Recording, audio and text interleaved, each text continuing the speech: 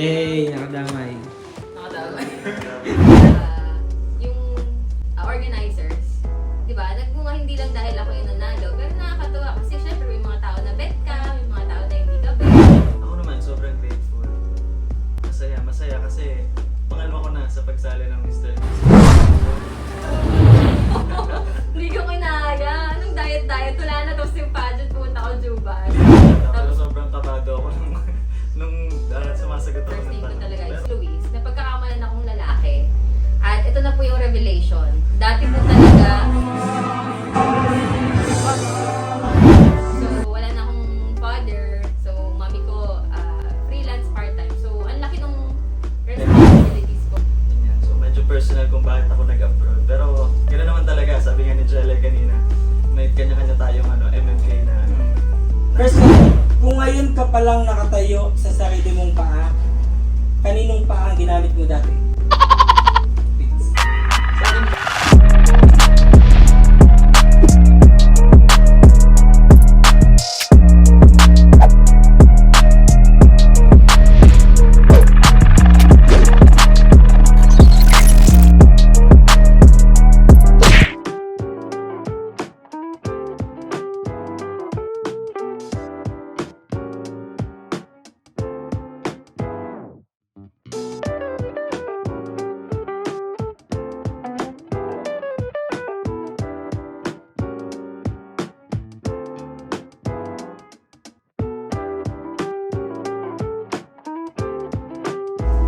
Hi guys, so ito nga, andit tayo ngayon sa tahanan ng MOB Productions. Kita-kita niyo naman, napakaganda ng ating setup for today's video. At ngayon kasama natin ang bagong Mr. and Miss Millennial Season 3 winners.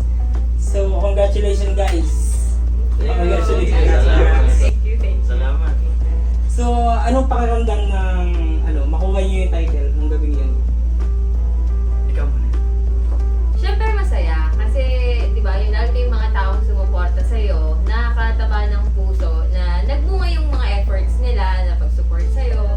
Especially yung happiness mo because of yung organizers. 'Di ba? Nagbunga hindi lang dahil ako yung nanalo, pero nakakatuwa kasi syempre may mga tao na bet ka, may mga tao na hindi ka bet. Okay lang 'yon for both kasi na-prove mo yung sarili mo. Kaya masaya sa feeling, pero happy din ako sa mga fellow candidates kasi lahat kami napatunayan talaga na show off namin yung tagline or yung essence nung pageant, which is tradition, culture, and arts. So yun yung feel ko up to now. Super happy. Ako naman, sobrang grateful. Masaya kasi pangalawa ko na sa pagsali ng Mr. and Miss Millennial. So, very grateful kasi ngayon ako na siya. Last year kasi medyo hindi ko siya gaanong ramdam. Pero ngayon, ito, masaya din ako kasi tinulungan ako ng mga taong sa paligid natin. And masaya din sila sa akin.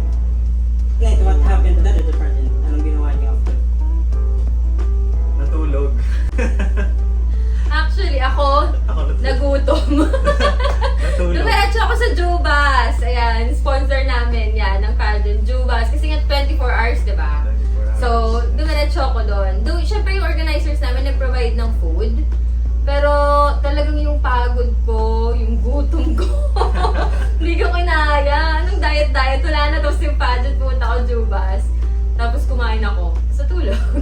Ako natulog lang diretso kasi may pasok ako yung 5 AM. So kailangan ko na matulog. So, ayan, madami nagtatanong bakit sobrang talino ni Jelay? Bakit ang galing niya sumagot? Inaaral mo ba to o talagang natural sa iyo yung ganyang? Natural sa akin na madaldal ako. Sabi nga sa ibang term is kudaera. Yun, di ba? Kasi medyo big term natin dyan or mga canto words natin is talagang kudaera ako in a way na yung mga ideas ko sa utak, talagang sinasabi ko na lang siya. Though pinifilter ko syempre, di ba? So hindi ko masasabi na porket ang dami kong sinasabi or porket yung nag-English ako is matalino ka na. Hindi, siguro more on people smart ako. Yung maano ako makihalubilo tsaka makisama sa tao. Pero I don't know a lot of things. Hindi ko masasabing matalino ako in a way na knowledgeable ako. More on nakakisama. Yun. Kaya akala nila pa nagsasalita ako matalino. Hindi din. Madaldal lang talaga. Ay, it's naman sobrang napaka-relax mo sumagot. Kumbaga, tsaka napaka-kalmado mo sa other two candidates kaya ikaw yung nanalong Mr. Millennial? Siguro hindi lang halata, pero sobrang kabado ako nung sumasagot ako ng tanong. Pero yun lang talaga eh, kailangan calm ka. And then para presence of mind, para kahit pa paano, alam mo yung maisasagot mo. And then hindi kasi ako talaga, ako siya, hindi ako makudra. Tahimik ako, at saka man of few words. Pero gano'n na, lumabas na lang eh. Out of nowhere. So tingin mo ano naging advantage mo sa kanila? Advantage ko siguro, yun, pagiging kalmado ko siguro. Pagiging kalmado. And isinapuso ko lang yung tanong, tsaka kung ano yung gusto kong i-share sa mga manonood natin, of course, sa MOB Productions. Bago pa lang mag-start ng pageant, napakadami nang umahanga kay Jelay. So, lalo na ngayon, nananalo siya ng Miss Millennial. So, pwede mo ba kami bigyan ng konting background, personal background about yourself? Sino pa si Jelay? Laurio. Laurio. Bali, yan, Jelay nga, tawag nila sa akin Jelay. Pero nung nag-pageant, since ang first name ko talaga is Luis, napagkakamalan akong lalaki. At ito na po yung revelation. Dati po talaga, hindi, joke lang. Hindi po ako dati lalaki. Joke lang po yun, joke lang.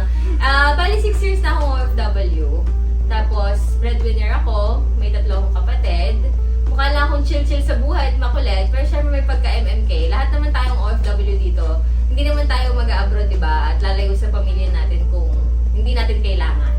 So, ayun, 6 years na akong OFW. 2 years ako before sa Qatar. 4 years ako dito ngayon sa Saudi. At ngayon lang ako na-expose sa Filipino community. Kaya sobrang laking utang na loob ko sa MOB Productions. Sa pageant na to, actually. Kasi finally, na-out ko na yung sarili ko na kasi gusto ko maging active sa community.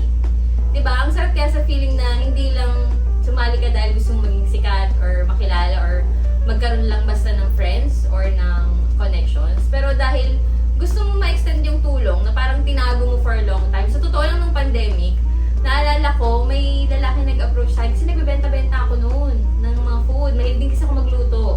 So, tapos sabi niya na, ma'am, tumutulong kasi ako sa mga na-lay off ng trabaho. So, ang ginagawa ko nun sa kanya, ewan ko si kuya, kung manonood ka dyan, hello, nakalimutan ko na yung pangalan mo.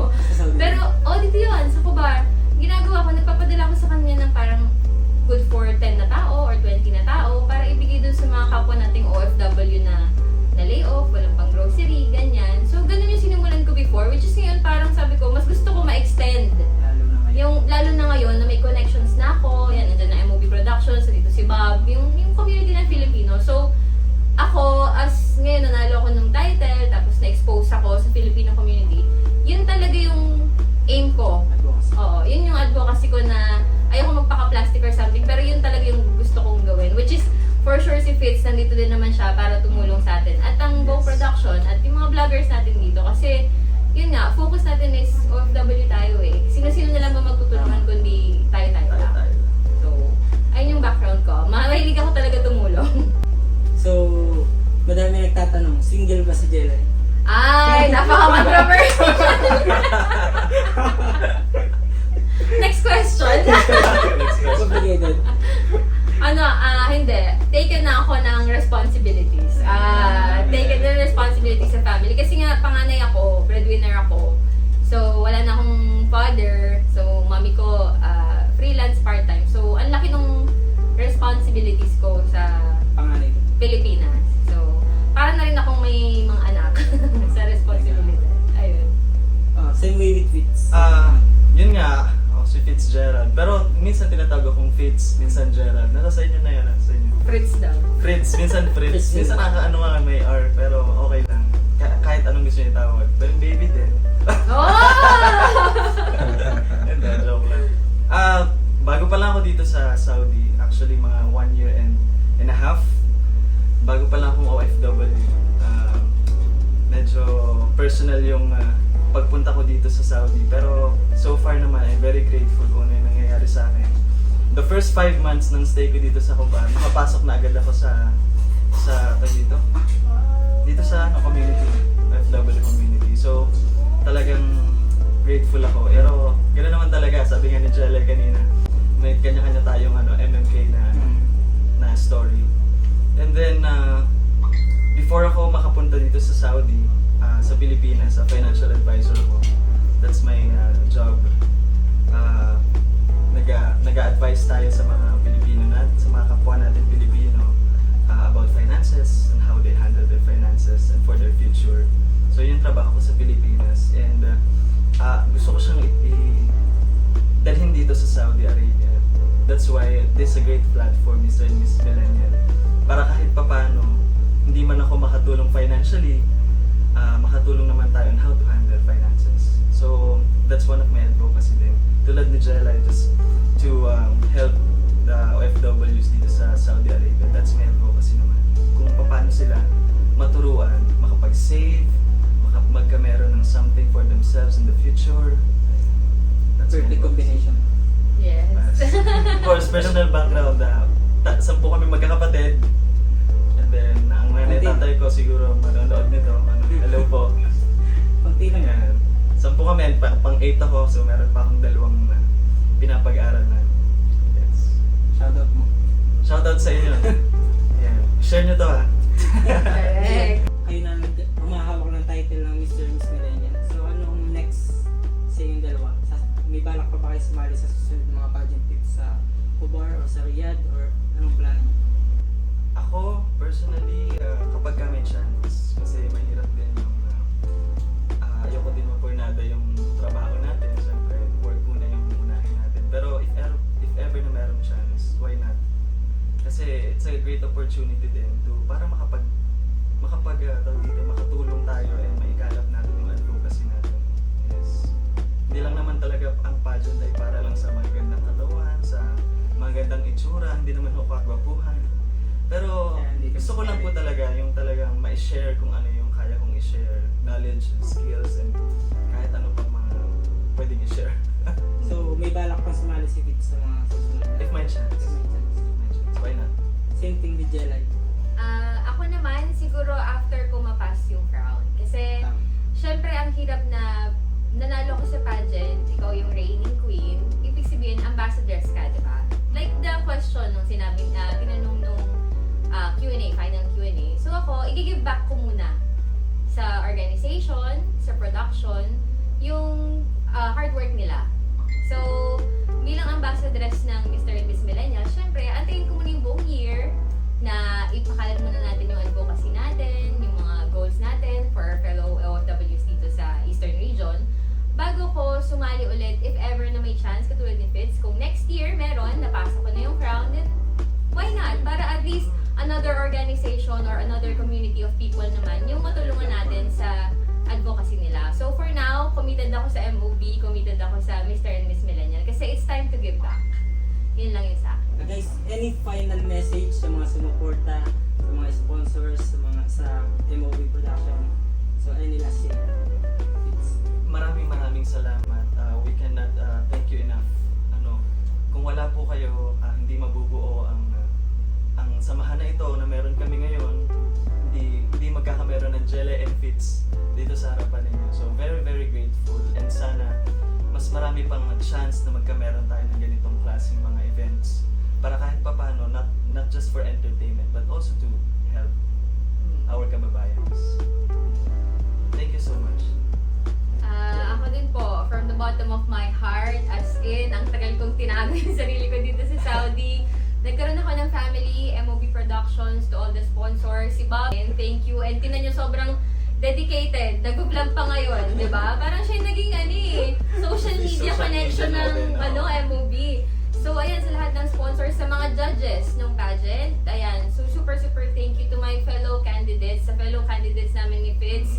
Sobrang naging chill yung samahan naming lahat. Walang naging maldita, walang naging mayabang, alam mo yun, naging okay yung bond namin as family, and I'm very grateful and thankful for that kasi nagkaroon talaga ako ng family. Hindi lang basta work people yung nakakasama ko ngayon, nakakasama ko na yung ibang OFW, may nalaman ka ibang kwento, may nalaman kang super thankful kami sa lahat ng tao behind the pageant, behind the organization, sa Kalasur 15, sa mga sponsors namin na restaurants, places, Philippine Airlines, most especially. Yes. Thank you. Thank you Ayan, so diba? much. Ang laking tulong nung tickets na makaka-uwi kami. Alam mo yun, tapos yun, sobrang grateful sa lahat ng mga taong tumulong. At syempre sa supporters namin ni Fitz. Oo. At yung iba nga hindi pa kami kilala, pero Sumusuport sila. So, hindi tama si Fitz, hindi enough yung words, hindi enough yung kada thank you namin, kada video or kada post. Sana naramdaman na nila yun na sobrang na-appreciate namin dalawa, lahat ng extended efforts. Yun Yes. lang. Thank you. Alam naman natin na kaya tayo nandito sa Saudi Arabia is to work. Right? So itong ginagawa ng MOB Productions, extracurricular na lang ng mga OFW dito sa Saudi Arabia. So, gaano naging ka-challenging yung preparations na ginawa nyo para dito sa pageant na to? Ako sleepless nights and hindi gaano naging maganda yung health ko sa totoo lang kasi nga konti lang yung naitutulog ko. Sa gabi nag-gigs pa ako and of course meron tayong parating na tawag ng tanghalan. So sobrang busy, sobrang hectic ng schedule tapos mahirap din magpaalam sa trabaho kasi nga work muna.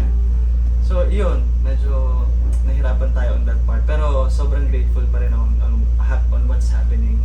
Kahit papano, kung busy man ako ngayon, it's because may mga blessing na dumadating sa akin and very very grateful for that. And of course, yun nga, napaghandaan ko rin yung katawan ko. Nag-diet tayo kasi hindi rin ganun kaganda yung katawan ko before the pageant. So kahit papano naman, nabigyan ko naman ng justice yung summer wear natin. Ito yung summer wear, di ba? Oo. At yun nga, tuwang-tuwa nga ako na ako yung nanalo sa summer kasi nga pinaghirapan ko talaga yung katawan ko. on a span of a month, ayan, wala tayong rights. Home workout lang tayo, home workout. Pag may time. Yes. Jelay.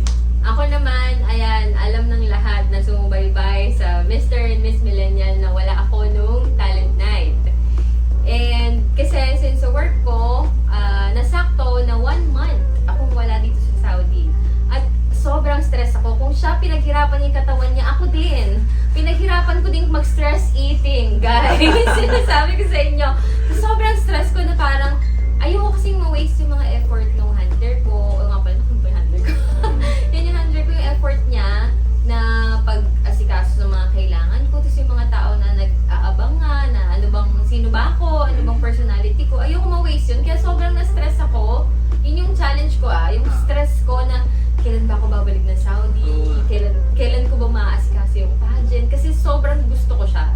I mean, in relation dun sa final Q&A nga, dahil passionate ako, gusto ko talaga to diba? Pag may bagay kasi ako na gusto, talagang gagawin ko lahat ng kaya ko. Basta magawa ko lang yon or ma-achieve ko yon. So, yun yung pinaka naging challenge ko na na-stress ako dahil hindi ko alam kailan ako babalik. Alam mo yun? Pero sabi ko nga hindi. Pag para sa akin to, gagawa ko ng paraan kahit wala pa akong tulog. Dumating ako October 4, 6 yung pageant. Wala pa akong tulog, practices, ganyan. So, in a humble way ko sinasabi to guys hindi ko sinasabi na wala akong tulog, wala akong practice, ako pa nanalo. Hindi ganon. Ang gusto ko lang i-share sa inyo is, kung dedicated kayo sa isang bagay, hindi nyo iisipin yun mas magkakaroon pa kayo ng energy, or ng drive, or ng motivation para gawin yung mga ganong bagay. So, yung mga challenges na hinarap namin ni Fitz, yun yung sinasabog na challenges yun pero kailangan mo siyang i-overcome depending kung gaano mo siya kagusto. So, ganun lang din yung ako, on behalf of Fitz, yung life advice namin sa buhay since syempre kailangan may matutunan tayo sa vlog ni Bob. Yes. Yun yung lalo na bilang OFW tayo, ang dami nating challenges na piniface dito. Tama. Pero dahil ang priorities natin is iba-iba. May priorities tayo sa family, priorities tayo sa career. As long as nakafocus kayo doon, i-overcome niyo lahat ng challenges. Yun lang. Diyan tayo seryoso. At ito nga, bilang si Jelay at si Fitz ay napaka-witty sumagot, napaka-talino. So, naghanda ako ng mga ilang questions. Witty questions. Tingnan natin kung paano nila sasagutin ang mga tanong. So, first question. Jelay and Fitz, na kayo. Baka mat yan Wag mat. Wala. Mapapahiya kami dyan. Okay. First question. Kung ngayon ka palang nakatayo sa sarili mong paa, kaninong paa ang ginamit mo dati? Fitz. Sa akin pa din. Ginamit ko yung paa ko dati pero not totally na productive siya noon. So sa ngayon, ginamit ko siya na productive. Dati akong pusa, so yung kamay ko paa din yun. So yun, akin pa rin. Siyempre, ganun kagumapang dati. So, wala, hindi ako nanghiram ng paa. Pusa ako dati, siyang buhay ko, sorry. Next, sinong mas salbahe? Yung walang puso o walang kaluluwa? Siguro yung walang puso na. Kasi puso lang talaga yung nagpapaano sa atin eh, di ba? Yun. Pag Parang wala wala ka ng siguro, puso, parang hirap naman yun. pag wala ka ng Parang puso, puso. kaluluwa ka na lang. Kasi ano ka na, Sino salbahe sa tegi ka dalawa? na. Tegi ka na nun. Tegi ka na. So siguro yung ano, wala na lang puso. Oo, wala Kasi puso. syempre, multo na siya, kaluluwa. Eh, hindi ka naman sure kung good yung spirit na yun. Mamaya, sinisingil ka na sa utang nga. Shoot tayo na, singilin ka pa sa utang. Yung mga ganun. So, Maraming ganyan. oo, ganun na lang. Sige, wala na lang puso. Yun na lang. Next. Alin ang mas gusto niyong puntahan? Jurassic Park or Planet of the Apes? Ako, Jurassic Park. Kasi favorite ko yung mga dinosaurs. So gustong gusto ko sila mag-meet. Ayan, gusto kong maalagaan pa. Mahilig kasi ako sa pets. Pets talaga. Oo. Dinosaur yung pet niya. Oo. Laki pets. Diba? Ako lang may dinosaur na pet kung sakali. Yan. So mahilig talaga. Bata pa lang mahilig ako sa mga ganyan mga dinosaurs. So, gusto ko sila. Planet of the Apes. Kasi love my own. Diba? Family ko yan eh. Diba? Ganun lang. Para ma-meet ko naman Homo sapiens. yung totoo kong nanay, tsaka yung tatay. So, doon na lang ako sa Planet of the Apes. Ano ko yung mga sinasagot ko dito ba? Marami naman kwenta ang Ako tanong. nga, hindi ko lang nasasagot eh. Okay, next. Sino ang mas malayo ang makakating? Yung lumakad ng matulin o yung hindi lumingon sa pinanggalingan? Feeling ko yung lumakad ng matulin. Kasi matulin na nga eh. So mabilis na siya maglakad. Malayo talaga mararating. Oo. Actually, totoo yun. Kasi pag hindi ka lang naman lumingon, nakadiretso ka lang. Hindi naman ibig sabihin, tumatakbo ka na. Oo, Diba? tama. Pag lumakad ka matulin, kahit nakapikit ka pa, ganyan-ganyan ka. Diba? Nakapunta ka talaga. Correct. Corrected by it. Si Wow. Last question. If love is blind, why is there's love at the first sight? So, hindi siya applicable sa mga, baka na-aksidente lang, nabulag. Bakit ito yung question sa inyo yung una, no? Yung about love? Oo, about Oo. love. Bakit ba? Mukha ba akong love guru, guys? Wala din ako mga advice sa inyo. If Ewan, love galing is mo din. blind, why is there love at first sight? Kasi actually, ang love, pwede siyang maging verb, pwede siyang maging noun, pwede siyang maging adjective. So, para lang siyang beauty. Beauty is in the eye of the beholder. So, ang love, ganun din. Depende, may mga tao naniniwala na love is blind kasi ibig sabihin, kahit may red flags na yung tao, favorite color mo red, dededmahin mo yon. So, ganun yung love is blind na kahit may kapangitan kang nakikita sa isang tao, tatanggapin at mamahalin mo pa rin siya. Yung iba naman is, love at first sight, kahit hindi mo pa siya kilala, parang, uy, Nagugustuhan mo na agad siya. oo. Yun siguro more on physical naman yun. Yung si love is blind more on personality. So, pareha siya nag-e-exist. Medyo seryoso ko tuloy sinagot. Pero yung joke na sagot doon is, hindi kayo sure kung kailan siya nabulag. Kaya nung first sight niya, mahal ko na to. Tapos nung nabulag siya, ay mahal ko pa rin. Oh, ganon. Wait, sagutin mo yan. If love is blind, why is there's love at the first sight? Love at first sight. Taken ba si Fitz? Nga pala, hindi ko na itanong. Hindi. So single tayo. Single muna tayo kasi may pinapaaral pa tayo. If love is... Oo. So yun, siguro, dahil nga sabi nga ni Jelay, pwede mo mag-second emotion na lang ang sinabi niya. Love at first sight, yun nga, ang love at first sight is more on a physical. So when love is blind, more on personal na yun. So parang mas mahal niya yung emotional ng tao. Mas mahal niya yung tao deep inside, not the physical aspect. So yun. So, kita niyo naman Medyo guys. seryoso Napakagaling tayo. sumagot. Kahit medyo kalokohan yung tanong, nasagot pa din ng ating Queen and King. Parang loko-loko nga din lang sagot. Actually. Yes, once again guys, i-congratulate natin ang ating bagong Mr. Millennial, Fitz Refuya. At ang ating Miss Millennial Season 3 winner, si Miss Jelay Laurio. Congratulations.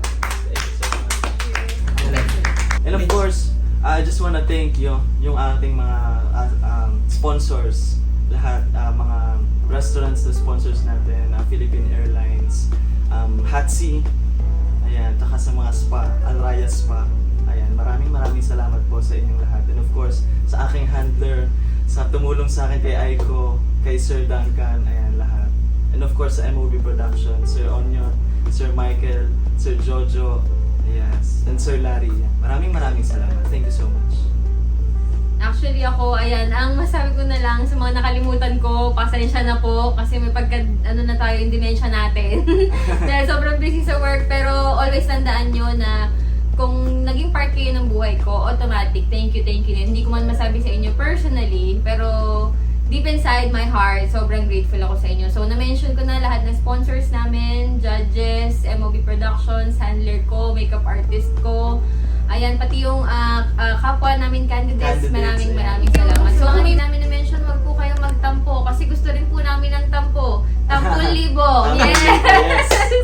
Hindi. Ayun po, pero ayun, sobrang dami naming sponsors kasi Oo, yung na-mention sobrang. if it's Kulang pa yun. 427 Spa, Alliance Oo. Spa, Philippine Airlines, Rose Ebel, Jubas, Jubas. LBC. Tapos yung mga individual vlogger na sponsors namin. Tapos, at napakadami. Sobrang dami. iFern. Oo, yun, iFern. Actually. Yes. Tapos, and IMG. Thank you so much. Sobra, Mr. Uno Cinco. Uno Cinco. Yung Thank you so photographer much. namin, sobrang iba itsura namin, di ba? Sobrang Kasi ang ganda ganda ng namin mga doon. buhay. Ang fresh Yes. namin doon. So, Tama. ayun, may mga nakalimutan pa tayo. Sa lahat ng nakalimutan namin Oo, again. pasensya na po. Yes. Pero super thankful kami. Yun lang po. Maraming salamat. Thank you. And of course, sa designer ng mga gowns niya and mga damit namin. Thank you so much, Sir Emil. And of course, yun nga, Uno Cinco, maraming salamat for bringing this amazing photos for us. Thank you so much. Tapos yung pagtulong nila Sir Ricky, grabe mga pa-post Yes. Oo, kasi hindi naman kami marunong sa mga projection na ganyan. Oo. Pero napaka-creative ng mga creative directors. Yun yung group ni Uno